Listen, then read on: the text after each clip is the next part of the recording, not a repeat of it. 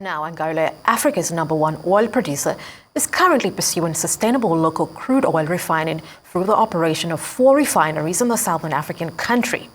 Speaking to a Rise Business correspondent today in South Africa at the Africa Energy Week Summit on Angola's multi-billion dollars investments in oil and gas, as well as in renewable energy, is Sergio Pugliese, the president of the African Energy Chamber. Let's chart to the Angola's oil and gas industry. Tell me, what are the big deals, projects taking place in Angola, one of Africa's biggest energy or hydrocarbon producer? It's great to be here, first of all, at the Africa Energy Week to talk about the great developments that are happening in the industry throughout the continent, the region, and today especially about Angola. Angola, as you know, has been going through a lot of great reforms to try to improve the business environment and attract investors, and continue to convince the companies that are in Angola to continue investing to grow the production, which has been in a natural decline.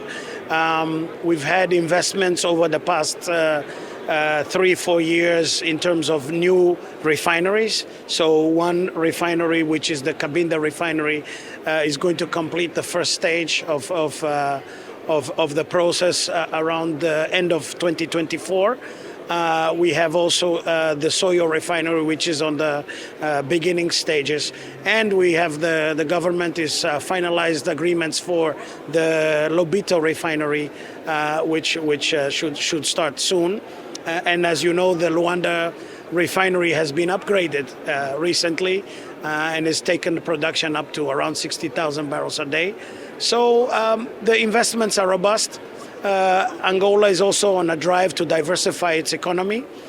So it's looking at agro investments and renewables and energy transition projects that link both agriculture and the oil and gas industry. So I'm talking concretely about biofuels, yes. Very interesting. When you talk about energy transition, energy expansion for Angola, what are other things being done? What are you seeing at the African Energy Chamber that excites you and you bring into this African Energy Week in South Africa for investors and for the global community to see?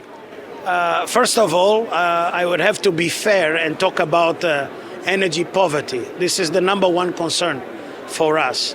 And the energy poverty is linked to also the conversation on transition. We have 600 million Africans without access to power, and we have 1.4 billion people in the continent. So it's around 50%. That is a big problem. And this statistics also translates to the country. You have around 60 or 70% in the country that have no access to power. So all of these projects in terms of solar, the new solar projects that were commissioned in Angola last 3 months, Karakulo solar project in the Namib province, the solar project that is now being done up in the north of Angola, those projects are addressing this issue, both of energy poverty by providing an alternative source of off-grid power, as well as investing in the transition question. There is one point also I want to mention which does not get spoken a lot. There's a lot of talk about pollution and the contribution of pollution. We have to say that the Western world is really the polluter, and Asia is not Africa. Africa's main source of power is hydro. So Angola's case, we are around almost 90% of our power is hydro. So it's not really a big issue for us, this conversation. I think the conversation is more about how they can do more to pollute less, rather than us stopping to develop our resources to then not give us a chance to industrialize. We are at the cusp of our first industrial revolution. They are going through their fourth industrial revolution, which is the digital revolution. So we have to give us a chance to be able to fight on the same level ground. You're not going to have Mohammed Cassius Clay fighting against featherweight. You cannot have that. So we have to have equity in terms of resource development and availability of opportunities to everybody. A white child in America is not more valuable than a black child in Soweto. This is not the case, and we can never have this argument. So it's a little bit what we try to do as the African Energy Chamber. The Africa Energy Week is bring this consciousness to the investors, to the big players, and in essence, they are our partners. They are not only partners in industry, they are partners to the nations. You know, the Chevrons, Exxons, Totals, ENIs, they are very important.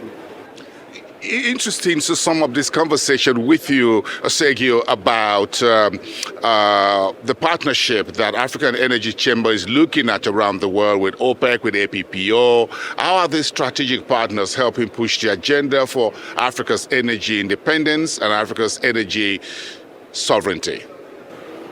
This is a very, very, very interesting question, and thank you very much for this question. Our approach, African Energy Chamber, is a little bit similar to the approach of Madiba. Other people's enemies are not our enemies. We try to work with everybody because our interest is for everybody to have advancement, everybody to have an entrepreneurial development and advancement. So we talk to the industry, we talk to the IOCs, the international oil companies, we talk to the service companies, we talk to the national oil companies, we talk to the international institutions, we talk to thought groups, we talk to everybody, even journalists like yourself. Whether you're saying you are for or whether you're saying you're against, everybody has the right to have their point of view. But I think that we all agree, whether you're for or against, that it is unfair for people to live in darkness and talk about decarbonization. This one is not fair.